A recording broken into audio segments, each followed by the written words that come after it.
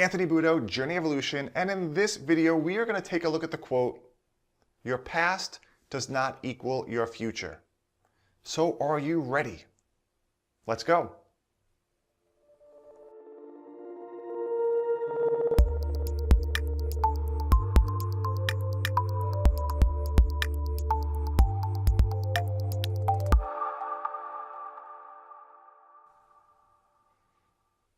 All right, let's jump right in. I want to start out by asking you, do you allow your past to define who you are today? And will you allow your past to dictate who you will be tomorrow?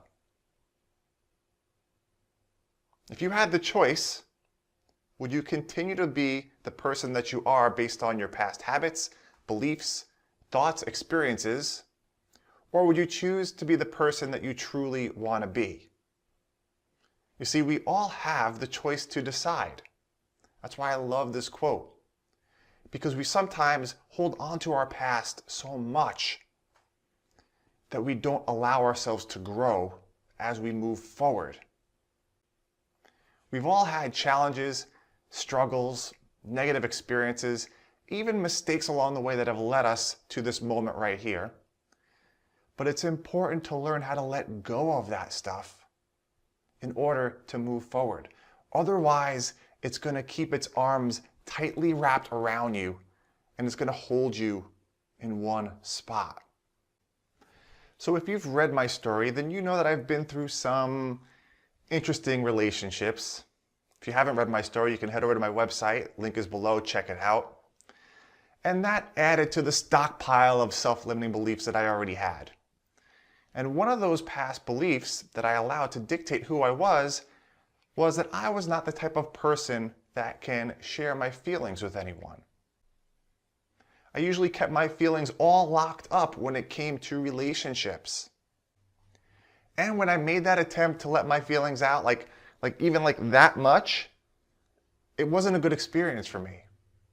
So what did I do? I locked them back in, held them inside.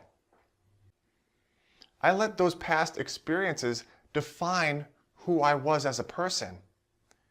Because every time I tried to share my feelings, the outcome was never really good.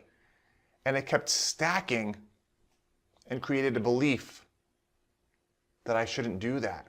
I should keep them to myself. That's just who I am. Keep it locked in. And when you continue to repeat the same thing over and over and over again, well, what do you get? The same thing. Therefore, my past was dictating who I was every time. It was like I'm driving down this road, but I wasn't driving the car. My past was driving, and guess what it did? It kept taking me down the same roads. It kept making the same turns.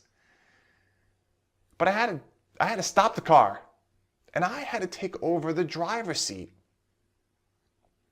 I had to realize that just because all of those other moments didn't work out, all of those other situations weren't the best experiences, that doesn't mean that's going to be like that tomorrow or the next day or a month or a year or even 5 years from now. So I managed to pull the car over, kick my past, put them in the trunk, screw the driver's seat, put them in the trunk, and then I got behind the wheel and started living the life the way I truly wanted to live. So I want you to think about a situation from your past, a belief, an experience, a struggle, and that's holding you back today because you feel that's the way it will be every time.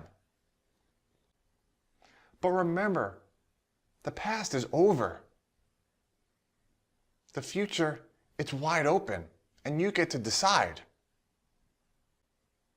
So I want you to ask yourself right now, who do you want to be? Do you want to be the person that's still holding on to all that stuff? Maybe it was a bad relationship, still holding on to it, a bad experience, a failure along the way. I mean, it's okay to look back at your past, look back at it, use it as a reference guide, and move forward. Because that doesn't define you. You define you. You define who you want to be. You get to choose. So make the choice right here, right now. Leave me a comment, let me know. What's one thing that you're still holding on from your past that's keeping you stuck? And what you can do today to let go of that and to move forward. So remember, you are not alone on this journey. Together, we can become stronger individuals. Educate, engage, evolve, and I'll see you soon.